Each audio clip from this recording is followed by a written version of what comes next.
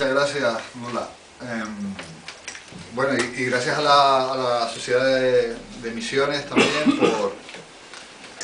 por haberme invitado a venir aquí. La verdad que, bueno, para los que de alguna manera intentamos contar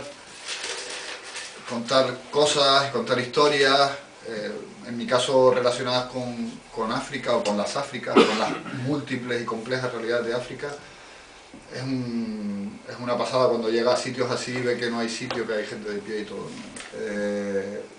Yo creo que eso también habla de que frente a ese discurso que a veces nos trasladan de que África no interesa y tal, yo creo que no es verdad, ¿no? África hay mucha gente a la que nos interesa y por eso es necesario que traslademos lo que está pasando, ¿no? Que lo contemos.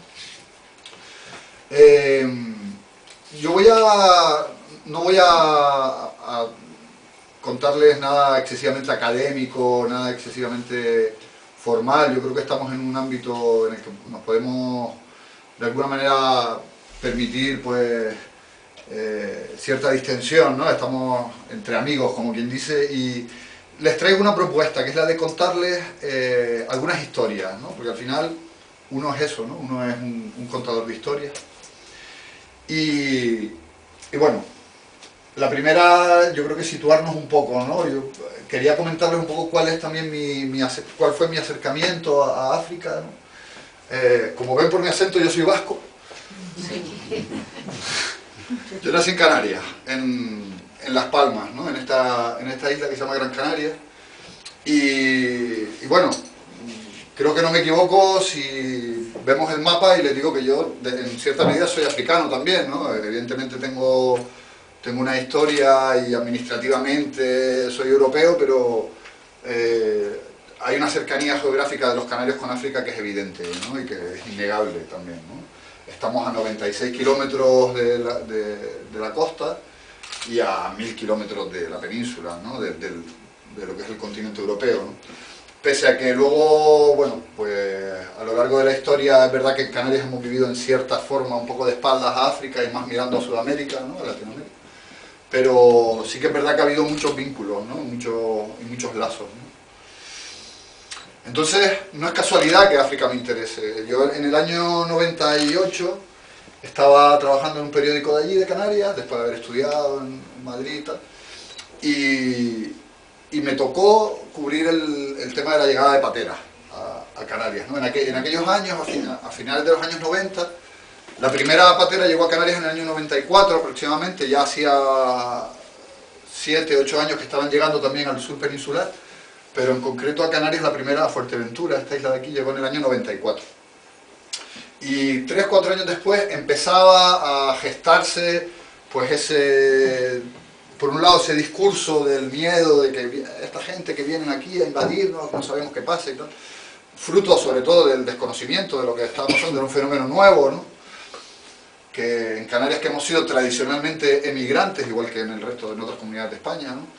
De repente pues asistíamos como había gente que venía a nuestra tierra a trabajar, ¿no? Era algo que nos cogió un poco por sorpresa, ¿no? Y por otro lado pues había unos problemas enormes en la atención a la gente que llegaba, ¿no? En aquella época eran sobre todo marroquíes y saharauis de los territorios ocupados y eran gente pues eso, que venían con una expectativa pues eso, de trabajar y bueno, pues ya saben, ¿no? El fenómeno claramente de migración económica, ¿no? Sobre todo, aunque también venían algunos huyendo de la represión que había en la zona del Aaiún, por el conflicto del Sáhara, ¿no? Que, bueno, que es otro asunto, pero que también venía gente en esas condiciones, ¿no?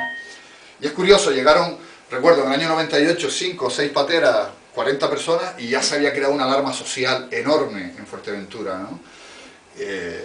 Les digo esto para que vean que a veces estas cosas no son una cuestión de cifras, sino también de cómo elaboramos el discurso, ¿no? En aquellos años, ya les digo, 4 o 5 pateras y decían, no, pero es que en Canarias no caben todos, ¿no? Pero, vamos a ver, si eran 40 personas, ¿no? Y así fue como aterrizo en este tema, ¿no? En el tema de la emigración, de las migraciones.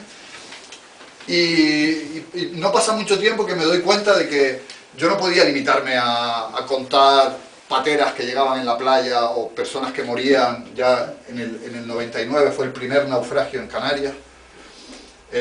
Yo no me podía limitar a eso, yo tenía que ir un poco más allá. Eso es como la metáfora de un poco del iceberg, ¿no?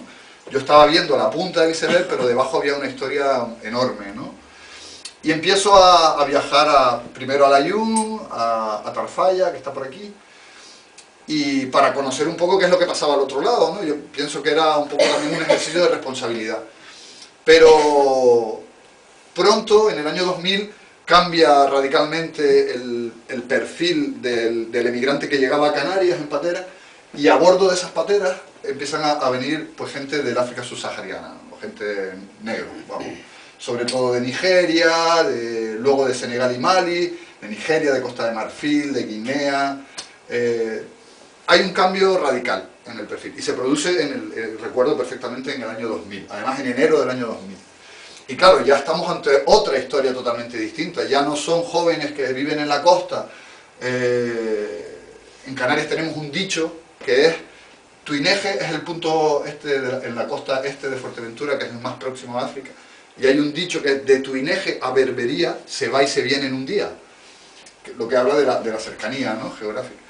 Pero ya ahora no es de Tuineje a Berbería, ahora estamos hablando de Tuineje al Golfo de Guinea, y ya no se va y se viene en un día, ¿no? Estamos hablando de una historia que tenía unas connotaciones totalmente distintas y de un viaje a través de prácticamente un tercio del continente, ¿no?, de gente que venía, que subían por aquí, pensábamos entonces, no sabíamos, ¿no?, pasaban por Tamanrasset, llegaban a Orán, bajaban para coger la patera aquí, ¿no? Imaginen un viaje de esas características, ¿no? Sobre todo nigerianos, recuerdo que venían en esos primeros años, ¿no? Entonces, casi como una consecuencia lógica de mi trabajo, empiezo también a viajar a esos países, ¿no? Primero a Senegal, a Mauritania, Senegal, a Mali, también a Argelia como país de tránsito, y digamos que empiezo a conocer lo que es la realidad, sobre todo de esta zona, ¿no? Que es la zona en la que he centrado mi trabajo.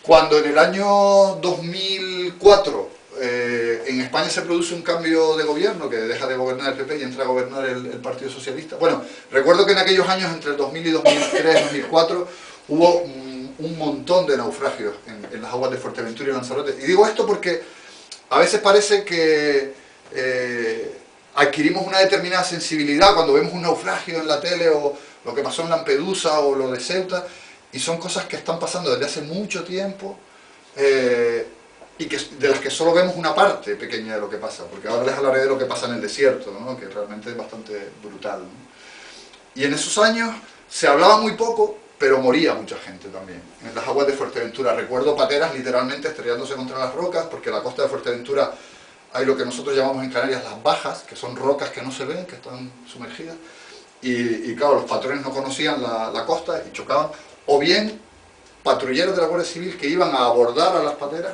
y provocaban el naufragio de la embarcación. Esto hay que decirlo, y es así. Una patrullera no está preparada para una operación de rescate, y dado el francobordo de la patrullera, desplaza mucha agua en su movimiento, y las pateras son muy inestables, y fruto de la intervención de la Guardia Civil morían también. Y esto lo contamos en su momento, y no pasó nada. Hace un año volvió a pasar en Lanzarote, una patrullera aborda una patera y mueren muchos de los ocupantes.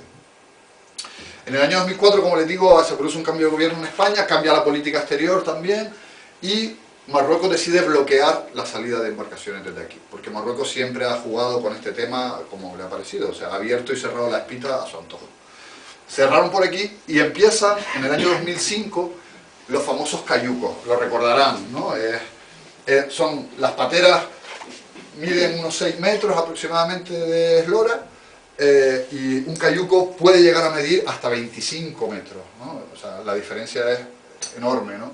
En una patera la media era de 20 personas, los que llegaban a Canarias, llegaron a tocar tierra pateras con hasta 40, lo cual es una locura absoluta, pero llegaron a venir 38 personas en una patera. En un cayuco, 25 metros, las carabelas de Colón eran más pequeñas que los cayucos. Los hay de varios tipos. Los cayucos que salen, ahora veremos algunos, de Mauritania fundamentalmente, son un poco más pequeños y caben unas 60, 80 personas, pero los que salían de Senegal La que llegó con más personas, vinieron 230 personas en una sola embarcación, en un solo cayuco, ¿no? Imaginen de lo que estamos hablando. Así que entre el año 2005, a partir de 2005,